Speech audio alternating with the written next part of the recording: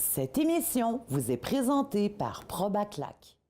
Bonjour, ici Peggy B. Bienvenue à l'émission. Une émission qui a pour but de vous faire découvrir le bénévolat d'une toute autre manière. Pour ce faire, je m'entoure d'un invité auquel je propose une thématique. Cette semaine, le bénévolat autrement, soutien à la technologie. Préparez-vous à être informé, à réfléchir pour éveiller le cœur de Bénélove qui sommeille en vous, car du cœur à l'action, je Bénélove.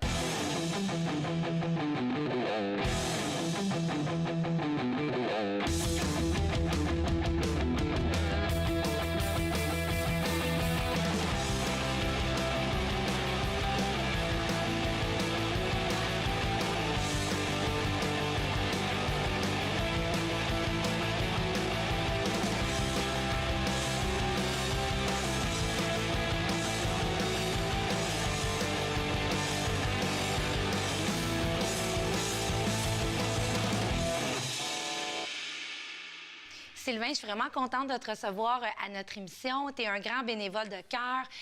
J'aimerais ça en apprendre un peu plus sur toi avant de parler de ton grand projet parce que tu es un Lavallois vraiment engagé dans ta communauté. D'où est venue la passion du bénévolat? Est-ce que tu en faisais depuis que tu étais tout petit? Comment c'est arrivé dans ta vie? Le bénévolat, il est arrivé avec la fondation de la troupe de théâtre qu'avec des amis, j'ai fondé ici à Laval, l'Académie théâtrale, l'Envol de Laval. Donc, inévitablement, pour permettre à une troupe d'amateurs de survivre et de progresser, bien, ce n'est que du bénévolat que nous devons faire.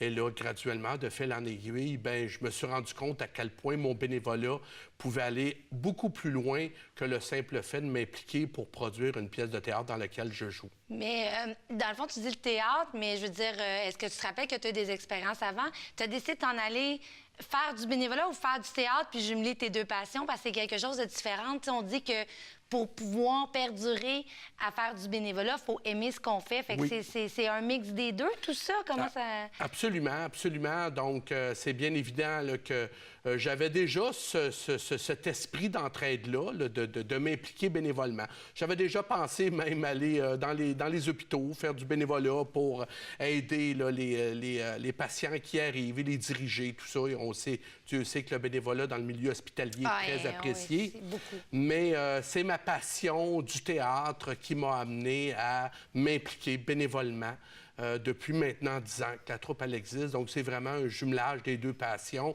Quand on aime ce qu'on fait, on compte plus son temps et puis on donne et ça profite à la société lavalloise et à d'autres comédiens qui jouent pour nous, qui, sans notre travail bénévole, n'auraient pas de loisirs. Oui, puis c'est ça. Puis le théâtre, c'est quand même un milieu déjà assez difficile en partant. Il y a des comédiens qui ont de la misère à gagner leur vie. Vous le faites bénévolement. Mais comment ça s'est passé dans le début de la formation de la troupe? Dans le fond, vous vous êtes vu un matin, vous avez dit, ben moi, j'appelle mes amis. Je veux dire, c'est quand même du travail, là. Comment ça se passe? Bien, écoutez, c'est sûr et certain que j'avais goûté au plaisir de la scène avec une autre troupe quelques années auparavant. Et mes obligations professionnelles, alors que je travaillais pour la Société de transport de Montréal, m'ont amené à me retirer de cette troupe-là. Et quand mes horaires de travail m'ont permis de revenir avec une troupe, bien, au lieu d'aller m'inscrire comme n'importe quel comédien amateur, étant donné que j'avais cette expérience-là avec ma conjointe, des amis, mon frère, on a décidé de fonder l'Académie théâtrale L'Envol de Laval. Pourquoi l'envol? Parce qu'on a comme, entre autres, le plaisir de pouvoir aller jouer outre-mer. On est allé jouer en France, donc on s'envole pour aller faire du théâtre. Et là, bon, tout s'imbrique et on réalise que la troupe a juste assez de sous pour produire nos productions. Merci de m'avoir aidé. Donc, c'est dans ce sens-là, le bénévolat. Ensuite de ça, le bénévolat s'est élargi lorsqu'on est allé offrir des cours de théâtre dans les résidences de personnes âgées. Ah, alors, beau, on leur ça. a permis, là, au Boisé Notre-Dame, la résidence du Boisé Notre-Dame, d'offrir à des personnes sur le tard de faire du théâtre, chose qu'ils pensaient plus possible.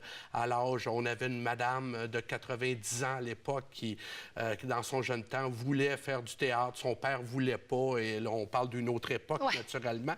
Et là, a réalisé un rêve. Donc, c'est tout ça qui nourrit mon cœur de bénévole, de voir des personnes âgées, des personnes non-voyantes maintenant, s'épanouir au travers de ce qu'on fait. Je ne suis pas le seul bénévole là-dedans. Non, c'est ça. Puis j'accroche un peu sur le fait, vous dites que c'est vos frères, vos sœurs, votre famille, donc c'est du bénévolat familial. Oui. Est-ce que c'est toujours le cas depuis le début? Non, parce que là, inévitablement, avec la venue de la théâtro-description, cette troupe familiale-là qui a toujours très bien servi la communauté lavalloise, bon, on a dû assainir le conseil d'administration, qui est complètement bénévole encore, comme vous le savez, et pour toucher les subventions qui nous ont été versées pour l'achat des équipements qui nous permettent maintenant de diffuser la voix du narrateur aux personnes non-voyantes. Oui, donc, parce qu'on n'a pas dit depuis le début, c'est que le Théâtre L'Envol a vraiment une mission particulière. Donc, on parle de théâtro-description, mais peut-être nous expliquer la clientèle cible de L'Envol, finalement. Oui, exactement. La clientèle cible, bon, c'est tous les résidents lavallois et même d'un peu partout dans la grande région métropolitaine. Et là, depuis maintenant 3 ans, on s'est spécialisé, suite à la cécité de ma sœur en avril 2012, on a décidé d'improviser et de développer un concept de théâtro-description. Je dis improviser, pas parce qu'on aime improviser, mais il n'y avait jamais rien qui avait été fait auparavant. Donc, quand on développe quelque chose de nouveau, on improvise. Il n'y en a pas nulle part d'autre au Québec, à ce que vous sachiez. Est-ce que là, ça s'est développé? Ça s'est développé un peu, timidement. Il y a des villes qui nous invitent, comme c'était le cas il y a 3 semaines à Victoriaville et l'an passé lors du Festival de théâtre amateur de Victoriaville. Le Festival des Molières, ici aussi à Laval, nous a invités à venir présenter nos pièces en théâtro-description pour le public non-voyant et malentendant. Alors, oui, ça se développe, mais timidement. On se développe grâce à nos généreux contributeurs, entre autres le gouvernement du Québec, la Ville de Laval, qui nous permettent là, de faire nos frais au niveau là, des coûts de la théâtro-description, même si je suis encore bénévole à part entière. Il y a des coûts qui sont liés... Mais oui, il y a toujours des coûts partout, c'est normal. Toujours, là. exactement. Puis vous êtes combien dans votre troupe? Dans la troupe, on est une vingtaine, en plus des bénévoles et puis nos metteurs en scène et tout ça. Je dirais que dans toutes nos productions, parce qu'on en a 2 par année, on n'est pas loin d'une 40aine de personnes, si on inclut Puis est-ce qu'on peut occuper plusieurs postes? Je veux dire, il y en a qui veulent jouer, il y en a, j'imagine, qui peuvent être metteurs en scène, il y en a de tous âges. C'est quoi le portrait typique de vos membres? Bien, le portrait typique de nos membres, c'est d'abord et avant tout d'être passionné du théâtre, d'avoir le goût de monter sur scène et de faire rire ou émouvoir les gens, parce qu'on a des pièces de tout genre, autant des comédies que des drames. Mais au-delà de ça, il faut avoir la fibre artistique et surtout avoir le goût de se consacrer pratiquement bénévolement. Même nos metteurs en scène qui sont professionnels, nous les rémunérons. Bravo. Mais c'est à tout petit budget, là, comparativement. C'est un dédommagement, on pourrait dire ni ça plus, comme ni ça. Moins. Ni plus ni moins, parce que c'est comme Michel Monette, qui a été metteur en scène pour nous l'an passé, Valérie Gagnon-Laniel, qui a été metteur en scène pour nous cette année. C'est des membres de l'Union des artistes qui se consacrent corps et âme à l'accomplissement du meilleur show possible avec des gens qui ne gagnent pas leur vie avec le théâtre. Mais nos narrateurs aussi ont à cœur de desservir cette clientèle-là non-voyante qui n'a, somme toute, d'autres sorties culturelles à s'offrir que ce que nous faisons. Mais là, comment vous faites? Parce que, bon, on parle de théâtro-description, de personnes non-voyantes. Mais là, concrètement, comment qu'on monte ça? Je veux dire, là, on parle de narrateur. Juste pour bien comprendre visuellement, là, comment on monte ça, puis comment qu'on apprend les textes. Comment ça se passe, là, rapidement? Bien, rapidement, c'est que nos narrateurs assistent à nos répétitions. Il va de soi, et écrivent un texte narratif en fonction de ce qu'ils voient. Il y a une captation vidéo qui est faite qui leur permet vraiment d'imbriquer leur narration pour ne pas que ça empiète sur la voix des comédiens, OK. parce que ça devient cacophonique. Sinon, un petit peu comme à la télé, là, comme on voit à Mais les la personnes télé. non-voyantes, eux autres, ils entendent quelqu'un ou c'est ceux qui viennent voir, dans le fond, qui ça leur permet d'entendre la pièce parce qu'ils la voient? Ben, Ils la voient pas. C'est on- ça qui est comme flou pour oui, moi, ce peut-être qui est- pour les gens. Ce qui est flou, c'est que là, nous avons un système maintenant, le fameux système que Oui, je disais que la exact. Ville de Laval nous avait permis d'acheter. C'est un système Sennheiser. Sennheiser est une firme allemande reconnue internationalement qui a développé une console qui s'appelle Sennheiser Mobile Connect et qui permet via n'importe quel téléphone intelligent Oui. ou n'importe quelle tablette, telle qu'on le voit là ici. Peut-être voyez-vous. tourner vers, oui, la caméra, c'est ça, oui. Voici, les personnes non-voyantes installent leurs écouteurs dans le jack des écouteurs, ils mettent ça dans leurs oreilles, et là, à ce moment-là, ils choisissent l'option soit théâtro-description pour les personnes non-voyantes ou support acoustique d'appoint pour les personnes malentendantes. Wow. Donc, même pour les personnes d'un certain âge, comme moi, je commence à avoir une légère surdité au niveau de mes oreilles. Alors, on se met l'écouteur dans l'oreille et là, on a le parfait contrôle de la voix des comédiens. Et pour les personnes non-voyantes, ils entendent la voix du narrateur qui, lui, décrit, lui ou elle, décrit le jeu des comédiens, C'est merveilleux. tout simplement. Donc, ça passe par une application, une tablette, un téléphone intelligent ou autre. Puis ça, c'est un don qui vous a été fait, dans le fond. C'est pour Oui. ça que vous avez pu faire cette application mobile-là. Oui, exactement. Et là, Puis oui. là, vous avez un autre beau projet qui est connecté. Oui, J'aimerais ça qu'on en parle parce que vous êtes à la recherche. C'est quand même facile de vous aider. Vous êtes à la recherche de personnes non-voyantes et malentendantes. C'est quoi connecter? Parce qu'on veut que ça émerge. C'est tellement un beau projet. bien, connecté est dans le fond le projet d'économie sociale de l'Académie théâtrale L'Envol de Laval. Nous avons l'ambition d'amener notre concept de théâtro-description, l'expertise qu'on a développée de la narration live, comme on dit en bon québécois, et de l'amener dans les théâtres professionnels, de l'amener dans les cinémas. Nous avons fait à Victoriaville, il y a 3 semaines, un projet pilote de ciné-théâtre. Nous avons fait complètement adapté par une firme lavalloise, Sonogramme, ici à Laval, qui nous a permis d'enregistrer la voix du narrateur dans la pièce de théâtre que nous avions filmée l'an passé. Et là, les personnes non-voyantes pouvaient, à ce moment-là, sur le même principe, avec une tablette ou un téléphone intelligent, entendre la voix du narrateur qui avait été préenregistrée. Ce qui est beaucoup plus facile au cinéma qu'au théâtre, parce qu'au théâtre, avec tous les imprévus, nos narrateurs doivent être présents physiquement sur place. Oui, c'est ça. Ça ne peut pas être une bande enregistrée. Mais au cinéma, vous pourriez être à la limite comme les compagnies de doublage. Tu sais, dans le sens, en doublage, les films, c'est en version anglaise. Bon, on l'adapte en version française. Fait que vous l'adaptez de cette manière-là Exactement. en cinéma. Mais c'est complètement incroyable. Le sky is the limit. Absolument. Vous pourriez même faire en plusieurs langues, si je comprends bien. Absolument. Il n'y a pas de limite territoriale non plus. Mais vous avez un grand défi. En fait, vous avez un sondage à remplir pour pouvoir faire votre étude de marché, marketing, Oui. afin d'avoir accès à des fonds. Fait que comment les gens peuvent vous aider, dans le fond, dans cette étape assez primordiale de votre Crucial, projet? même, Oui, je j'osais dirais. pas le dire. Oui, Crucial de oui. votre projet, oui. Oui, exactement, parce que le réseau d'investissement social du Québec, qui est à la base de toute entreprise d'économie sociale, veulent qu'on documente l'intérêt des personnes non-voyantes et malentendantes aux faits culturels québécois. Tous ceux qui ont accès à la culture savent fort bien que moi, si on me coupe de la culture québécoise, on me coupe les 2 jambes, Ouais. on m'enlève mon oxygène, je respire plus, mais le risque a besoin de savoir si les personnes non-voyantes et malentendantes ont cet intérêt-là à la culture. Alors, le sondage en question, qui est disponible sur notre site Internet au www.théâtrelenvol.ca. J'imagine que l'adresse va être au bas de l'écran. Oui. Donc, doivent aller remplir ce sondage-là et le remplir le plus honnêtement possible. Et ça va nous permettre par la suite de présenter notre projet d'économie sociale au réseau d'investissement social du Québec. Et là, possiblement, nous l'espérons, pénétrer les théâtres professionnels, pénétrer les cinémas.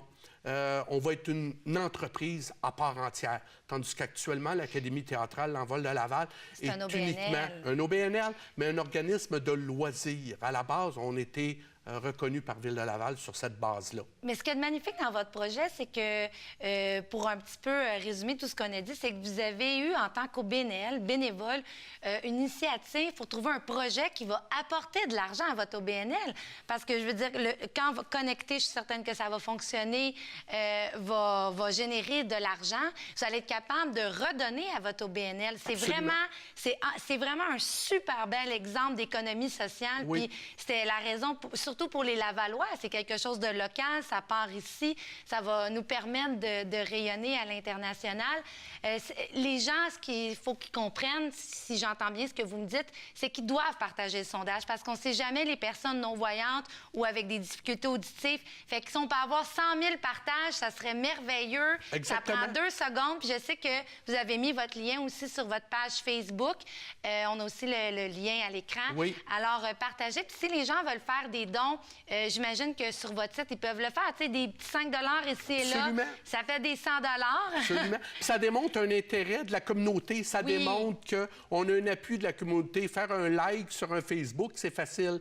Donner un 5 ou un 10 pour permettre à un projet comme ça de démarrer dans l'économie sociale, le socio-financement, c'est très populaire et ça démontre qu'il y a un ancrage dans le milieu. Effectivement. Ça a double effet. Et moi, je vous lève mon chapeau. Là, je sais pas, je suis certaine que ça va fonctionner. Tout est une question de temps. Absolument. Vous êtes vraiment inspirants, vous et vos bénévoles.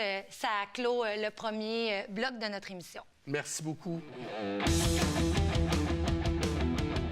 C'est vraiment d'aimer les heures qu'on passe pour aider les autres. En fait, je veux donner la piqûre aux autres de faire du bénévolat, montrer que c'est le fun, c'est pas une perte de temps, puis qu'on fait vraiment du bien à la population qu'on aide. Trouvez-vous une cause qui vous tient vraiment à cœur? Allez voir sur le site web c'est quoi les prochains événements. Puis n'hésitez pas à contacter la personne responsable, puis foncez. C'est la meilleure chose que vous allez faire de votre journée. Sylvain, on est dans mon bloc préféré. J'aime ça. Je challenge mes invités avec des statistiques, des chiffres. C'est vraiment le moment de laisser libre cours à vos opinions. Donc, premièrement, je pose cette question-là à tous mes invités. Si on avait à payer demain matin tous nos bénévoles pour la région du Québec, d'après vous, ça nous coûterait combien? Avez-vous une petite idée? Je pense que le Québec ferait faillite. J'aime ça! Ça, c'est la réponse la plus extrême que j'ai eue. Et malheureusement, ce n'est pas assez chiffré. Mais dans mon livre à moi, le travail bénévole au travers du Québec au complet, je le chiffrerais facilement à 4-5 milliards. OK. Vous êtes celui qui est le plus proche de la réponse. En fait, pour vous illustrer le tout, c'est comme si on avait à payer le salaire de tous les médecins, les infirmiers du secteur de la santé. Ça représente 7 milliards. Donc, c'est vraiment important de venir stimuler l'action bénévole. Vous le faites, mais c'est ce qu'on doit comprendre en tant que peuple, parce que le jour où on n'aura plus de bénévoles, et malheureusement, ça diminue, on va être obligé d'engager des personnes pour les remplacer et ça va finir par nous coûter des sous. Oui. Je suis curieuse, on parle d'argent. Vous parliez tantôt que vous avez besoin de sous. En matière de statistiques, si on prenait une personne non-voyante ou malentendante, quels sont ces besoins que le gouvernement ne couvre pas, par exemple, ou des choses où, parce que des fois, j'imagine que c'est quelque chose qui se développe comme votre mère et vous le vivez, donc vous êtes bien placé pour parler. J'aimerais ça que vous m'expliquiez comment ça se passe dans le processus puis les besoins monétaires et physiques que ces gens-là ont. Les besoins monétaires et physiques de base, je vous dirais, c'est le déplacement. Les personnes non-voyantes ne voient pas ou voient peu, pas assez pour conduire un véhicule, donc sont dépendantes du transport adapté. Le transport adapté est mésadapté, donc ne traverse pas 2 ponts. Donc, beaucoup de personnes non-voyantes qui vivent à Longueuil parce que l'Institut Nazareth et Louis Braille, le siège social est à Longueuil. Donc, il faudrait minimalement trouver une manière subventionner le transport de ces gens-là. Fait qu'il n'y a pas d'organisme, à part, comme vous dites, à Longueuil, il n'y en a pas dans les régions, là.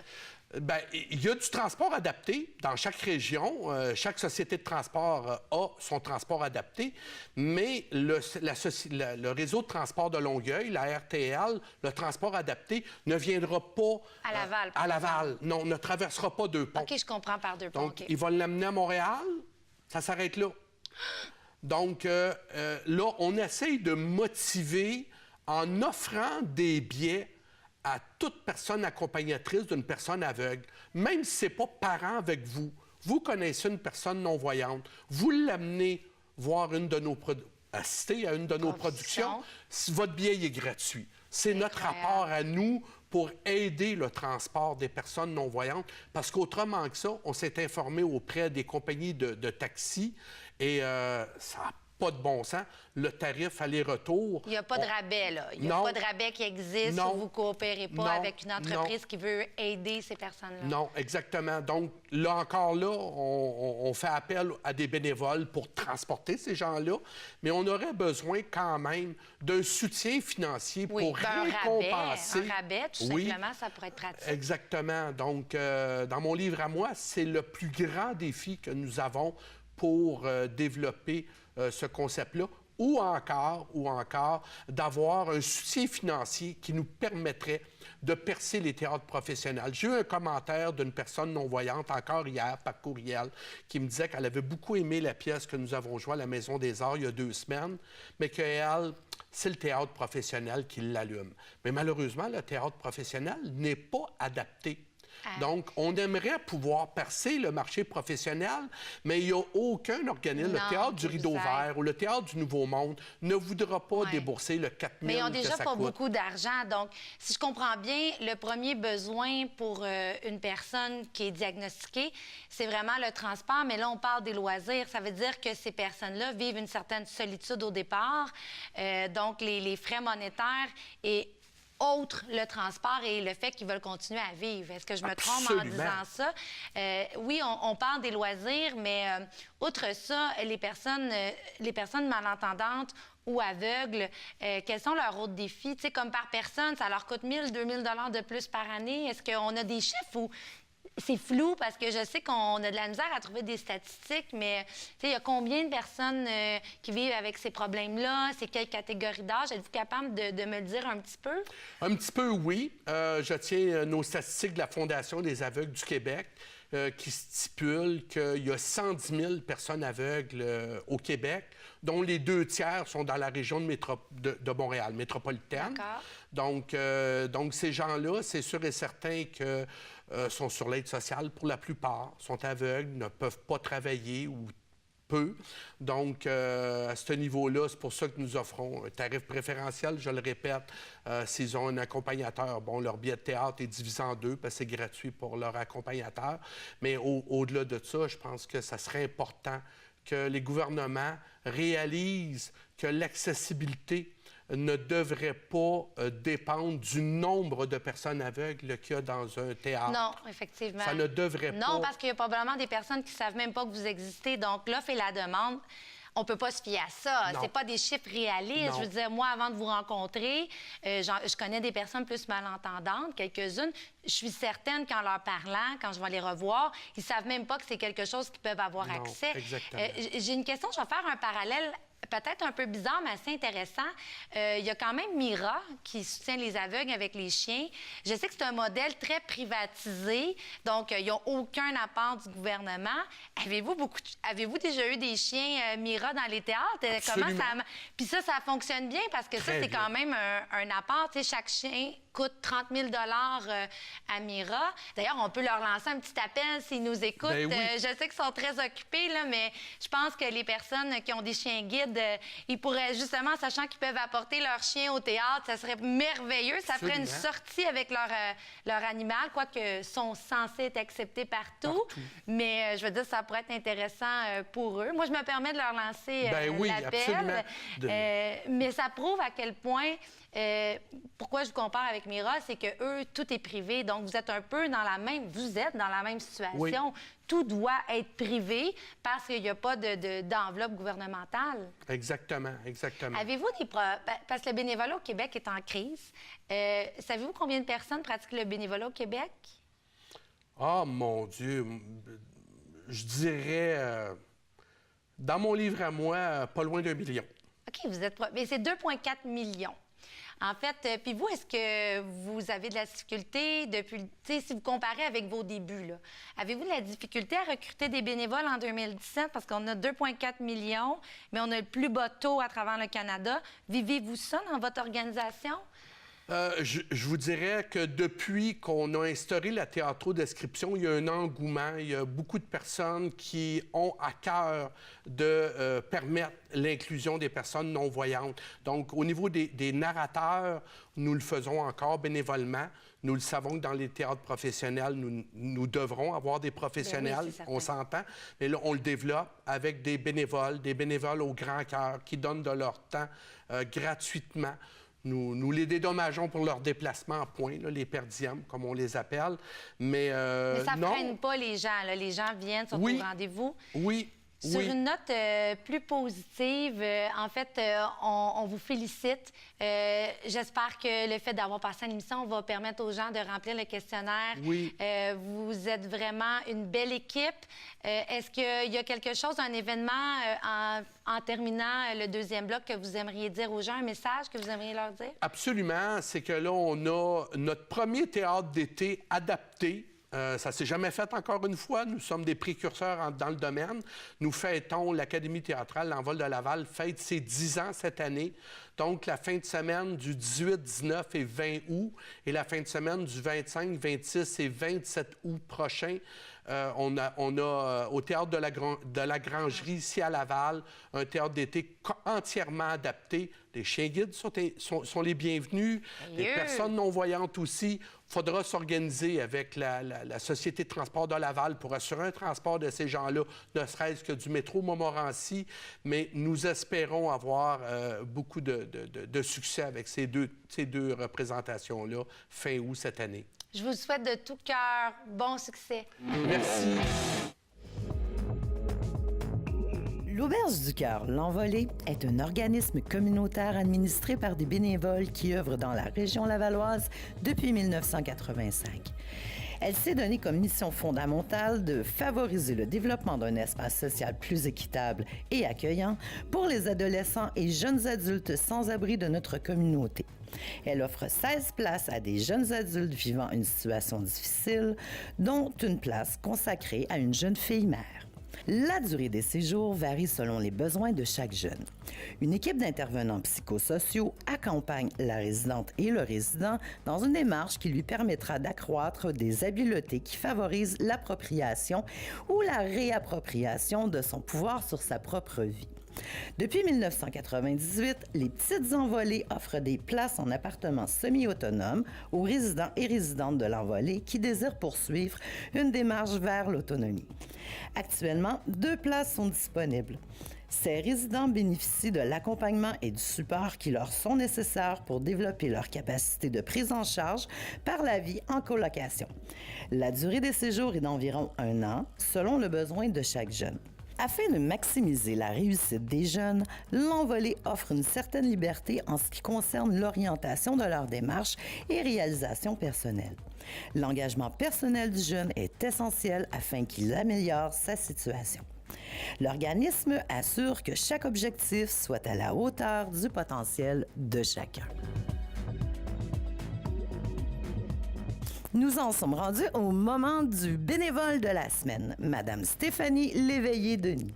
Stéphanie est une personne passionnée par la communication, par la musique et est une guitariste hors pair. Elle est nouvellement chroniqueuse pour TVRL. Félicitations Stéphanie et garde ta détermination, elle contribue à rendre le monde meilleur. C'est déjà tout pour cette saison. Nous vous remercions d'avoir été parmi nous et dès la semaine prochaine, vous pourrez voir le ou la gagnante de notre tablette intelligente via notre page Facebook. Nous tenons à remercier nos précieux collaborateurs de capsules, Génacol, Signé Marie-Pierre, Système de traitement d'eau Eagle et Petit Luxe. Je remercie également toute l'équipe de TVRL ainsi que M. Eduardo da Costa pour sa confiance à réaliser cette magnifique émission. C'est un rendez-vous, on l'espère, pour une prochaine saison. D'ici là, n'oubliez pas de bénélever.